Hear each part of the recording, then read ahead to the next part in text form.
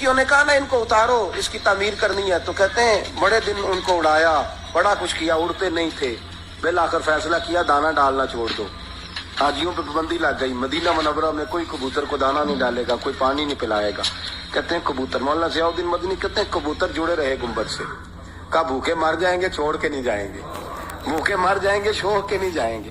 फरमाते हैं मिस्र के एक अल्लामा को बुलाया, शायर थे, उनसे कहा आप मिन्नत करें इनकी।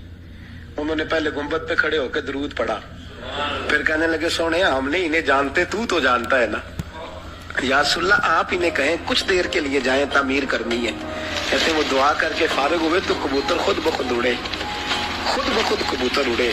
वरना मदीना मुनव्वरा की जुदाई उन्होंने भी बर्दाश्त, खुद ब खुद उड़े, खुद ब खुद वहां से उठे।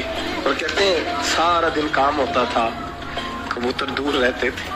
शाम को जब मिस्त्री और मजदूर रुखसत होते थे तो परे बांध के वो कबूतर नबी पाक के रोजे पे फिर आते थे।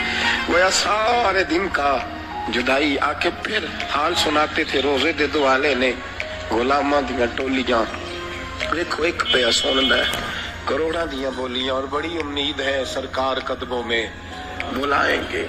नजर की करम की जब नजर होगी मदीने हम भी जाएंगे, और अगर जाना मदीने में हुआ हम गम के मारों का, मकीने गुंबदे खजरा को हाले दिल सुनाएंगे।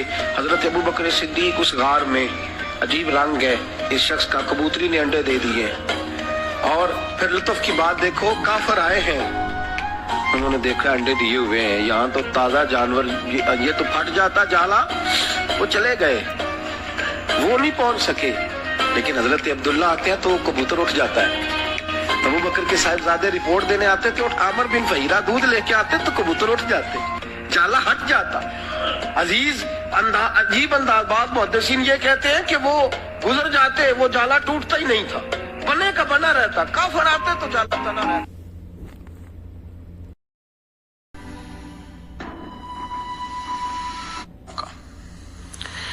मेरे रसूल करीम अलैहिस्सलाम ने ये नहीं फरमाया कि मैं इंसानों या मोमिनों का रसूल बन के आया हूँ, फरमाया उर्सिलतु इलल खल्क, मैं ना अल्लाह की सारी मखलूक का रसूल हूँ, मैं अल्लाह की सारी मखलूक का रसूल हूँ। जानवर आके ना हुजूर की बारगाह में अपने दुख बयान करते थे, अपनी तकलीफें अर्ज करते थे। नबी करीम अलैहिस्सलाम बाई द वे कज़ाए हाजत के लिए एक बाग में तशरीफ ले गए।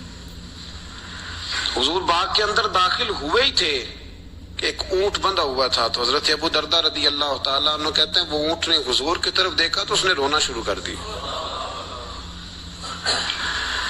असल में दुख पूछने वाला को मिले तो फिर ही रोने का मजा आता है, हर जगह तो दुख सुनाया भी नहीं जा सकता। कोई ऐसा मिले ना जो दुख पूछने वाला हो, तसल्ली तशफ़ी देने वाला हो, जिसके कंधे पे सर रख के बंदा देर तक रोए। ऊंट रोने लगा तो हजरत अबू दरदा रज़ी अल्लाह ताला अन्हु फरमाते हैं नबी करीम अलैहिस्सलाम उसकी तरफ बढ़े, हुजूर ने उसकी पुश्त पर हाथ रखा तो वो और ज्यादा रोने लगा। फिर मेरे महबूब ने अपने कान मुबारक उसके मुंह के करीब किए तो उसने कोई बात की। महबूब ने फरमाया बुलाओ ना इसके मालिक को, कहाँ है। वो जब आया तो हुजूर सल्लल्लाहु अलैहि वसल्लम ने फरमाया कि तुम इसे इसकी जरूरत से ज्यादा इस पर वजन रखते हो, इसे अजियत देते हो, तकलीफ पहुंचाते हो। और फिर हुजूर अलैहिस्सलाम ने फरमाया इसे खाना और पानी वक्त पर नहीं देते, इसकी धूप छांव का ख्याल नहीं रखते। और आखिरी लफ्ज हदीस के महबूब फरमाने लगे तुम इसके बारे में अपने रब से नहीं डरते, इसके हुकूक के तहफ्फुज के लिहाज से तुम अल्लाह का खौफ नहीं रखते, वो तुमसे पूछेगा इसके बारे में। ये हदीस हजरत अबू दरदा रज़ी अल्लाह ताला अन्हु ने सुनी हुई थी ना, तो जब आपका अपना वक्त विसाल आया ना तो हजरत अबू दरदा ने भी ऊँट रखा हुआ था। तो जनाब अबू दरदा रज़ी अल्लाह ताला उन्होंने घर वालों से भी माफियां मांगी, रिश्तेदारों से भी, दोस्तों से भी। तो फिर ऊंट के सामने भी जाके खड़े हो गए, कहने लगे ऊंट देखना अल्लाह की बारगाह में मेरी शिकायत ना कर देना, उसके हुजूर कह ना देना कि या अल्लाह इसने मेरे हक नहीं अदा किए। फरमाया मैंने कोशिश की है तेरे हुकूक अदा करने की, और अगर कहीं कमजोरी रह गई तो मुझसे दरगुजर करना। यानी ये अंदाज था उन लोगों का। यहाँ